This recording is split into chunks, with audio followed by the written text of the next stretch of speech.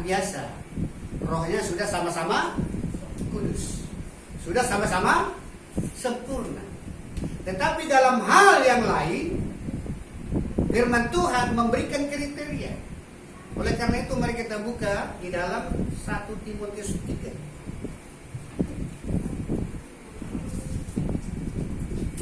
1 Timotius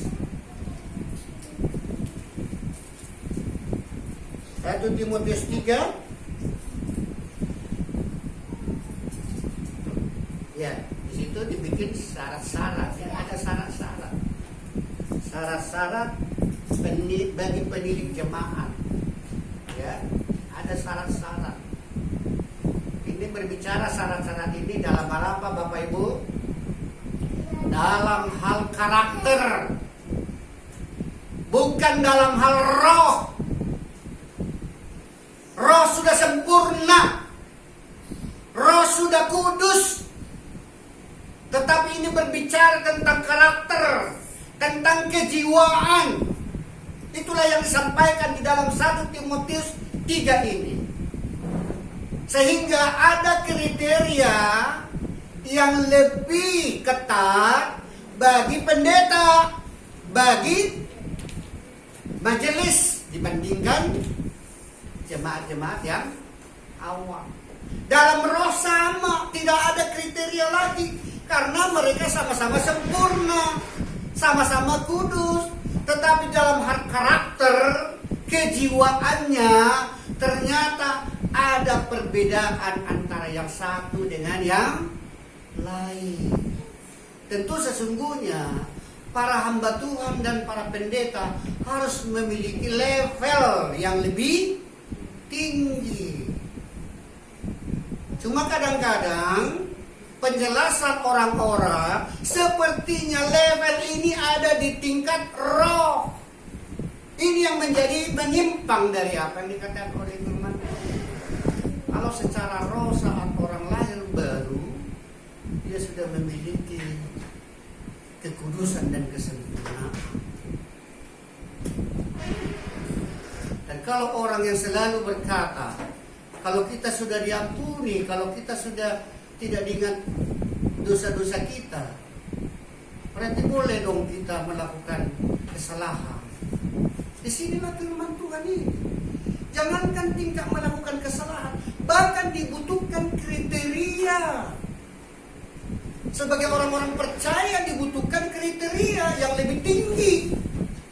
Dan tentunya kriteria ini lebih tinggi daripada orang dunia ini tentunya. Jangankan orang dunia, dengan jemaat biasa pun harus memiliki kriteria yang lebih tinggi, levelnya lebih tinggi. Para hamba Tuhan harus lebih tinggi levelnya. Para majelis, penilik, diakon lebih tinggi. Itulah yang dikatakan di dalam 1 Timotius itu, ya. Coba kita lihat dulu. Orang yang menghendaki jabatan penilik jemaat menginginkan pekerjaan yang indah. Jadi kemajelisan itu adalah pekerjaan pelayanan yang indah, ya. Sebagai penghormatan, gitu ya. Bukan beban. Pelayanan itu adalah kehormatan, bukan beban.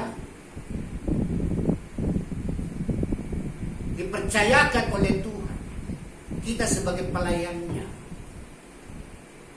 Tentu mari dimilikilah kriteria sebagaimana apa yang diharapkan sebagai seorang anggota majelis, sebagai anggota diakon ataupun penilik, gitu ya. Tapi katakan, karena itu penilik jemaat haruslah seorang yang tak bercacat. Jangankan dengan sengaja melakukan perbuatan tercela seperti tuduhan orang. Kalau orang sudah diampuni satu kali untuk selama-lamanya, dosanya tidak diperhitungkan, kesalahannya tidak diingat-ingat, ya boleh dong, berarti kita akan melakukan banyak kejahatan. Jangankan sengaja melakukan kejahatan, bahkan dikatakan di sini ini secara moral, secara karakter, bukan secara roh. Kalau roh tadi sudah sempurna, ini berbicara tentang karakter. tentang moral sehari-hari kita. Dikatakan bahkan tidak bercacat. Suami dari satu istri dapat menahan diri, bijaksana, sopan, suka memberi tumpangan, cakap mengajar orang. Ya, tentu karakter ini dikehendaki sesungguhnya karakter seluruh orang percaya. Namun dalam hal ini terlebih-lebih anggota majelis tentu. Amin. Karena di dalam karakter ada dikatakan jemaat yang baru bertobat. Ya, jemaat yang baru bertobat, rohnya sudah sempurna dan sudah kudus.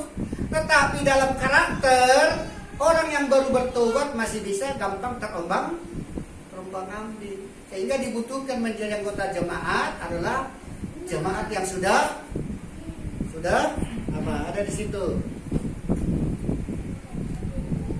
Seorang kepala keluarga yang baik, disegani dan dihormati oleh anak-anaknya, ya. Jadi kalau kita mulai memimpin di dalam bidang-bidang tertentu di dalam pelayanan, ya bagaimana kita bisa mengepalai, memimpin keluarga kita, ya. Apakah kita sebagai ibu rumah tangga, biarlah kita menjadi ibu rumah tangga yang dihormati anak-anak. Orang tua yang dihormati anak-anaknya adalah orang tua yang tegas, yang tidak plin-plan, ya, yang tidak plin-plan. Sama kalau khotbah saya berbeda minggu ini dengan minggu yang kemarin berbeda-beda, saya percaya jemaat akan kebingungan, bimbang gitu. Kalau saya katakan misalnya hari ini segala dosa kita sudah diampuni, lalu minggu depan saya katakan lagi, ya ini masih diingat-ingat gitu kan. Kalau saya mengatakan bahwa perjanjian baru dimulai Yesus. Nah iya, kalau berubah lagi kan nggak percaya. Sama seperti seorang guru. Kalau guru menerangkan matematika berbeda hari ini dengan kemarin, anak-anak pasti tidak percaya kepada gurunya. Saya nggak percaya gurunya. Dia bikin jawaban dia lain-lain. Dia menerangkan tentang apa? Pecahan. Ya, pecahan. Misalnya pecahan pembilang dengan pembilang yang ditambahkan dengan catatan penyebutnya harus sama, gitu ya. Tapi kalau dibalik lagi, yang dijumlahkan pembilang dijumlahkan, penyebutnya dijumlahkan, misalnya gitu kan. Setengah sama setengah menjadi berapa? 2/4, misalnya kan. Setengah sama setengah berapa?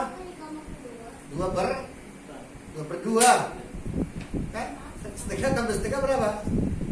Setengah tambah setengah berapa? 2/2. 2/2 berapa? 1, ya begitu, gitu ya. Setengah tambah 1/3. Harus disamakan dulu penyebutnya. Kalau sudah sama penyebutnya, yang dijumlahkan hanya yang di atas itu pembilangnya. Nah, tapi kalau hari ini diajarkan seperti itu, besok diajarkan lagi secara berbeda, pasti anak-anak itu nggak mau dengar lagi itu. Saya nggak percaya gurunya, berubah-ubah begitu ya. Jadi sama, orang tua yang disegani oleh anak-anaknya juga harus seperti itu, tegas, ya. Tidak suka pelin-pelan. Kalau dikatakan ya ketegasannya ya bisa saja lewat berunding, lewat dialog. Dia kekeh, keputusannya kekeh, tapi tidak otoriter. Memberikan pemahaman, pengertian. Ya nak, bulan ini belum bisa loh nak ya beli sepatu baru. Bukan serta-merta. Pokoknya mama bilang tidak, ya tidak.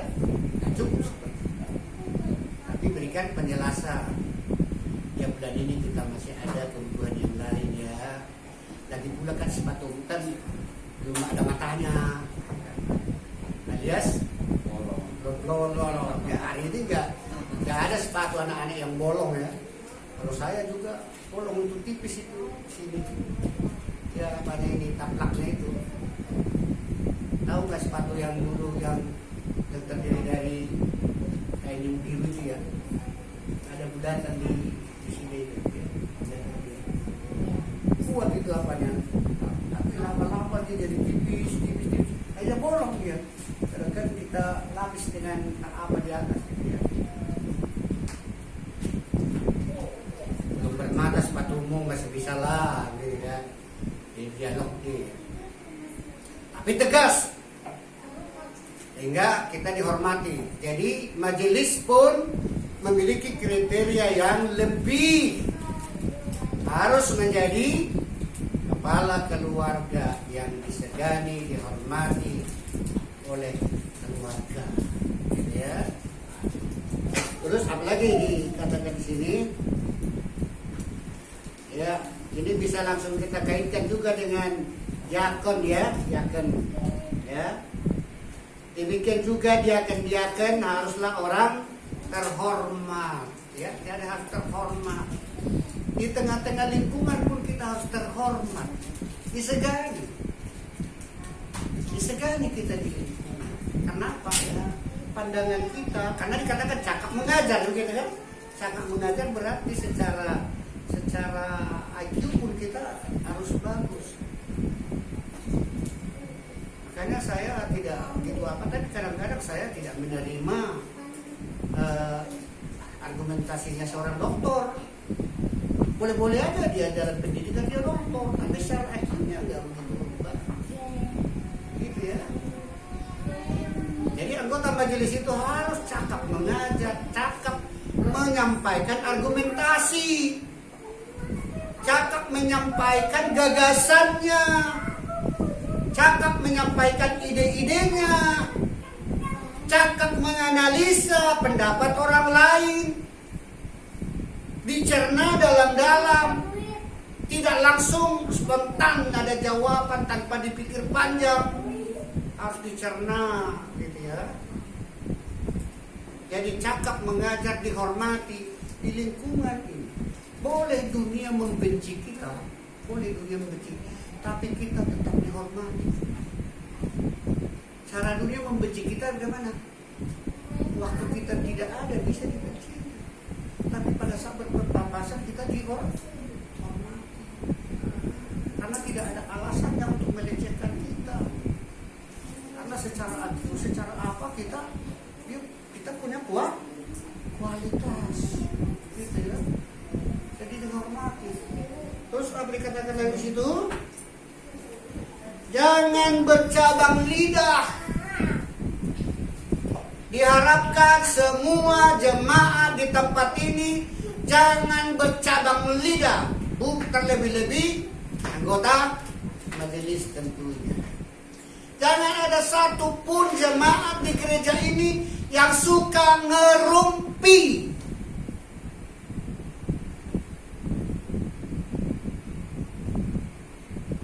Berarti ngerumpi tingkat apa itu?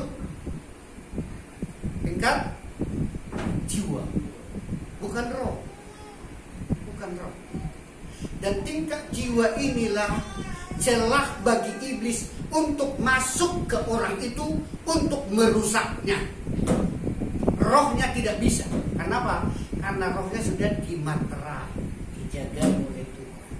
Dan ingat sekali lagi, iblis tidak bisa merasuki rohnya orang percaya. Tapi iblis bisa merasuki jiwanya, bisa. Sehingga diobok-obok, digoclok, sehingga dia menjadi tukang rumpi, tukang ngomong, menjadi tukang pos. Harus membuka lapangan pekerjaan baru ini. Tugasnya apa? Penghantar berita, menyampaikan dari sini, lebarkan ke sana, dan rajin. Visitasi tidak mau. Berkunjung kepada jemaat tidak mau. Melakukan diakonia tidak mau. Tetapi menyampaikan berita yang berbau negatif. Kata-katanya biasanya apa? Agak setengah berbisik. Ya, berbisik. Agak dilihat dulu sekitarnya kan gitu kan.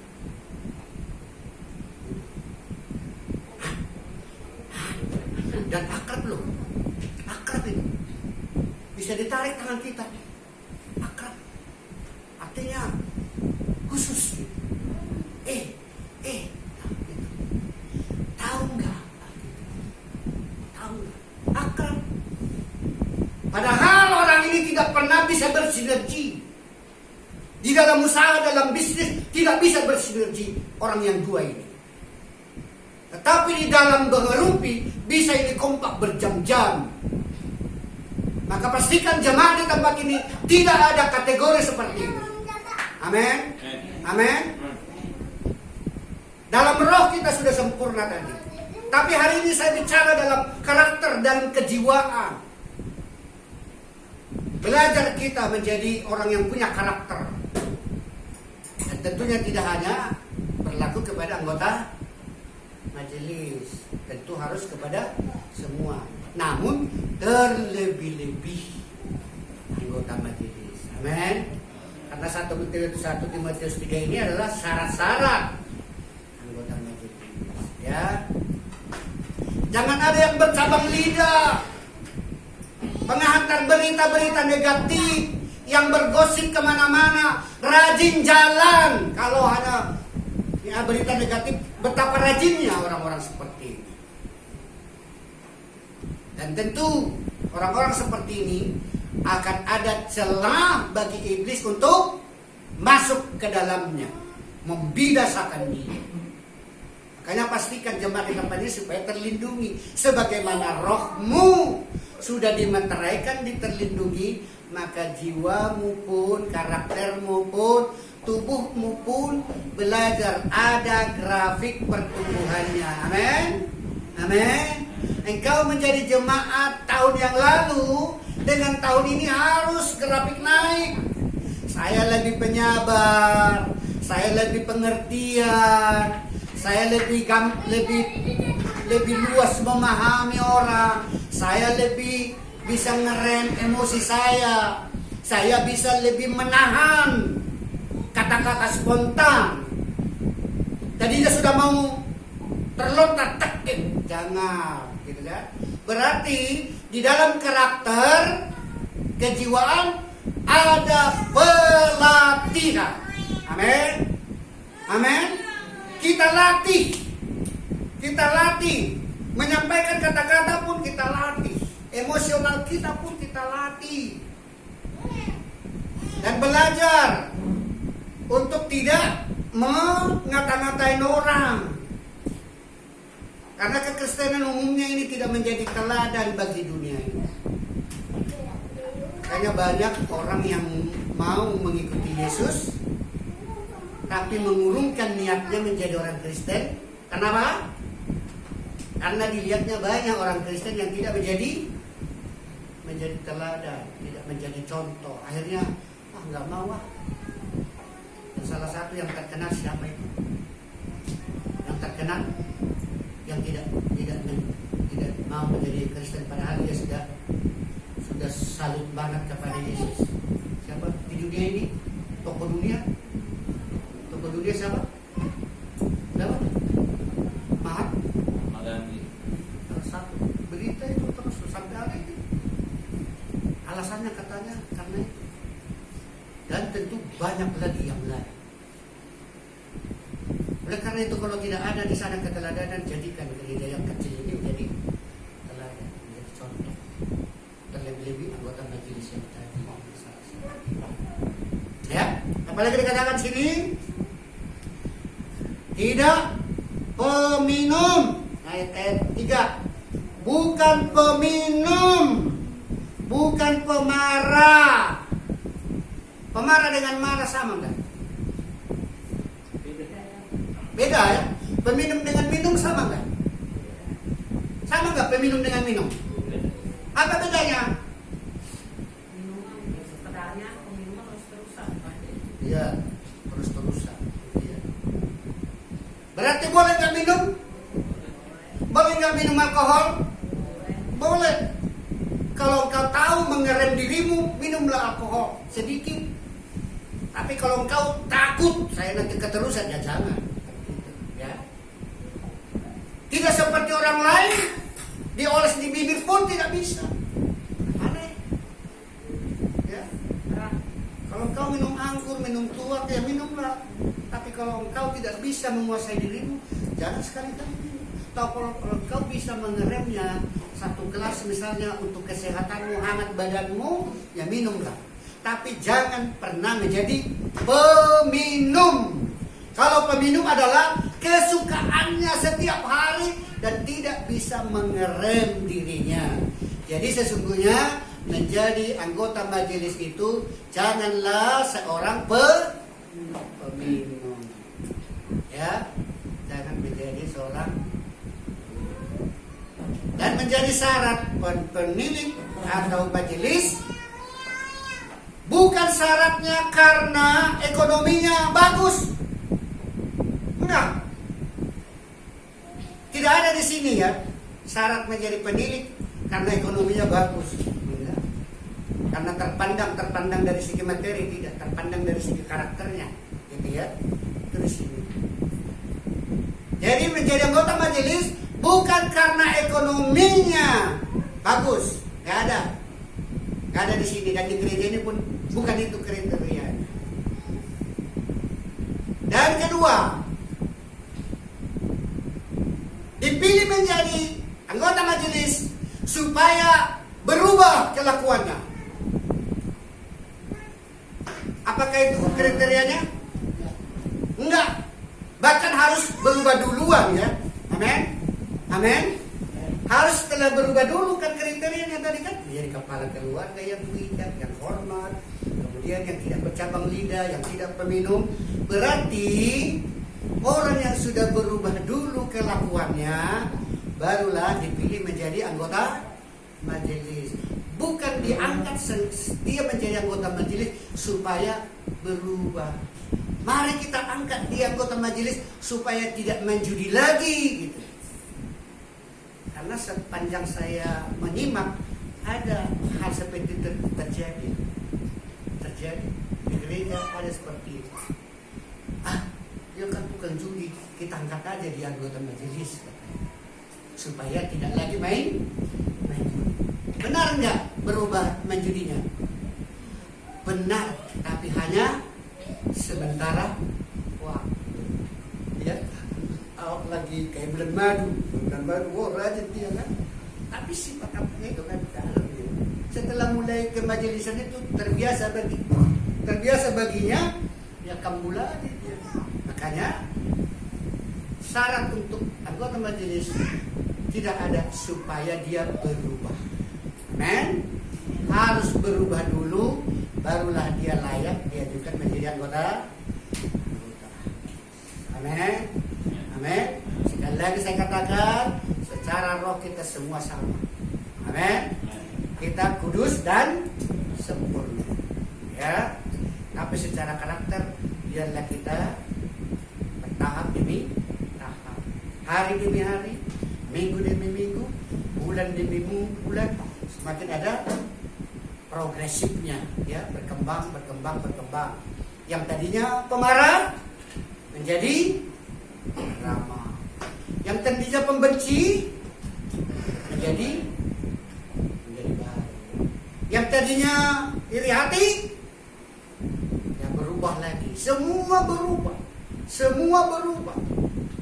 Yang tadinya suka bergosip, sekarang menjadi berubah. Caranya bagaimana? Kalau ada orang yang menggosipkan, nggak apa-apa, kita doakan saja. Amin. Amin. Amin. Kalau ada temanmu yang datang, bujuk, kompak dia. Orang yang saling bergosip adalah orang yang paling kompak di dunia ini. Tapi bisa cakar-cakaran nanti di luar. saya tidak gampang mengungkapkan sesuatu, tapi karena pemahaman saya yang lumayan, saya bisa memperkatakan sesuatu. Sehingga pernah muncul di sini apa saya katakan? Mereka sekarang lagi bulan madu. Perhatikan, tidak lama nanti mereka akan cakar-cakaran. Terbukti sudah pernah disaksikan di sini. Pernah? Nah, sudah mereka sudah tidak di sini lagi. Ya. Jadi orang yang saling bergosip adalah orang yang paling kompak, yang tapi satu saat kemudian bisa berubah menjadi singa yang saling cakar mencakar. Tapi milikilah sekarang kasih, karena kasih menutupi banyak kesalahan, banyak pelanggaran. Apa itu contohnya? Digosipkan sesuatu, maka dia berkata, ya udahlah kita doakan. Kalau bisa tinggalkan, kan begitu kan? Jangan kita menjadi penasehat juga. Saat penasehat bisa itu memberikan bensin. Ya, nasihati, maksud kita nasihati, tapi tanpa kita sadari justru kita sudah mensuplai bensin, bahan bakarnya. Oh, makin terang. Jadi kata-kata yang paling bijak sebenarnya adalah, ya sudahlah, mari kita doa. Amin. Mari undang depan Ibu Saragi sebagai sekretaris dan Ibu Kristina sebagai bendahara.